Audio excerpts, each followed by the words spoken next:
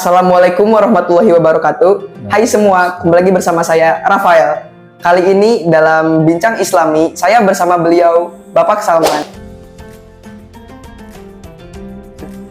akan menanyakan beberapa pertanyaan bertema Ramadan. Baik Bapak, Ya. sebelumnya gimana kabarnya nih Pak? Alhamdulillah baik.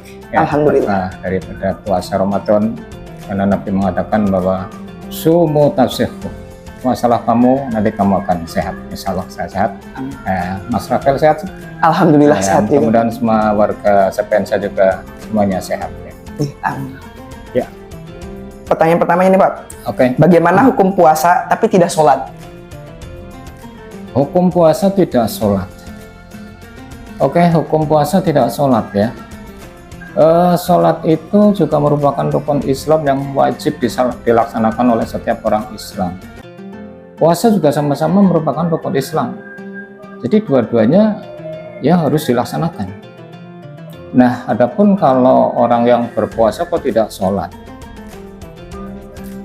ini memang beberapa pendapat mengatakan, antara lain yang saya ambil adalah kalau tidak sholatnya itu karena malas atau karena lalai, sedangkan dia masih beranggapan bahwa sholat itu wajib, hanya sekedar malas gitu ya.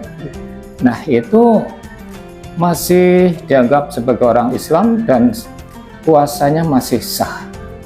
Hanya saja tentunya puasanya ya tidak mempunyai nilai, tidak puasanya rusak ya. Tapi artinya secara hukum itu masih sah-sah saja. Ini masih lumayan ya daripada tidak puasa dan tidak sholat ya. Masih lumayan untuk puasa tapi tidak sholat. Tapi ya sewajibnya itu karena sama-sama rukun Islam, jadi puasa ya dilaksanakan, sholat juga wajib dilaksanakan ya. Begitu. Terus apa saja tanda-tanda sholat yang diterima oleh Allah Subhanahu wa Ta'ala? Puasa apa sholat? Puasa. Oh, puasa. Oke. Tanda-tanda puasa yang diterima oleh Allah Subhanahu wa Ta'ala.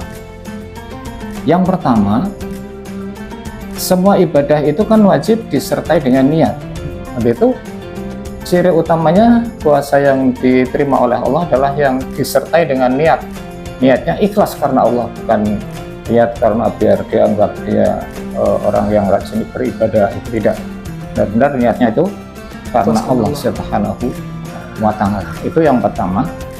Jadi kalau sudah niatnya karena Allah, itu merupakan salah satu ciri bahwa ibadah itu, termasuk ibadah puasa itu, akan diterima oleh Allah Subhanahu wa Ta'ala. Berarti kalau ada puasa yang diterima, ada puasa yang tidak diterima. Kalau yang tidak diterima berarti sebaliknya. Jadi puasa yang tidak diniati dengan ikhlas karena Allah itu tertolak. Kemudian untuk ciri daripada puasa yang diterima oleh Allah, yang lain adalah dia melengkapinya dengan membayar zakat. Jadi orang yang puasa mestinya harus membayar zakat jika mampu. Saya kira untuk persyaratan zakat fitrah itu tidak terlalu berat dibandingkan dengan zakat mal. Jadi itu orang yang puasa nanti diperlukan untuk dilengkapi dengan zakat fitrah. Hadis mengatakan bahwa puasa Ramadan itu tergantung antara langit dan bumi. Nah, jadi sebelum dizakati atau si yang puasa itu mengeluarkan zakat, berarti puasanya masih tergantung. Ya, jadi soal itu belum diterima oleh Allah Subhanahu wa Ta'ala. Apakah berkumur saat wudhu dan bergosip bisa membatalkan puasa? Gosip atau gibah? Oh iya, berpuasa ya. Berkumur saat puasa ya? Iya. Kaitannya dengan berkumur-kumur ya. Berkumur itu kan merupakan salah satu sunnah daripada sunnahnya wudhu. Itu kalau dalam keadaan biasa, artinya tidak dalam keadaan puasa, memang disunatkan untuk berkumur-kumur secara mubalaghah, artinya secara keras, secara maksimal ya, memasukkan air ke mulut kemudian diocok-ocok di sana, itu namanya berkumur-kumur secara maksimal. Itu dalam keadaan wudhu yang tidak puasa itu memang disunahkan seperti itu. Nah, adapun kalau berpuasa masih juga disunahkan berkumur-kumur, tapi berkumurnya itu dikurangi. Jadi istilahnya ya yang sederhana saja, nggak usah seperti umurnya orang yang tidak berpuasa gitu. Jadi meskipun demikian ya ada juga yang berpendapat bahwa berkumur-kumur itu ada yang memakruhkan. Baik, selanjutnya menurut Bapak gimana nih hukum gosip atau gibah saat berpuasa?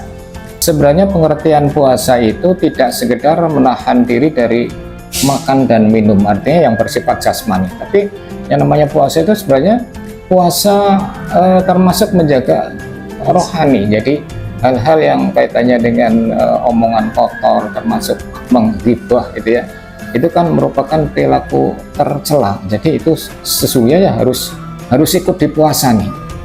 Nah, berarti orang yang berpuasa tapi menggibah, ini kalau menurut ulama sih memang dari segi puasanya masih tetap sah ya. Hanya saja karena puasanya dikotori dengan menggibah atau menggosip, maka puasanya itu tidak punya apa-apa, artinya tidak punya pahala ya. Jadi hanya mendapatkan lapar dan dahaga saja. Itu memang ada hadis Nabi yang mengatakan demikian.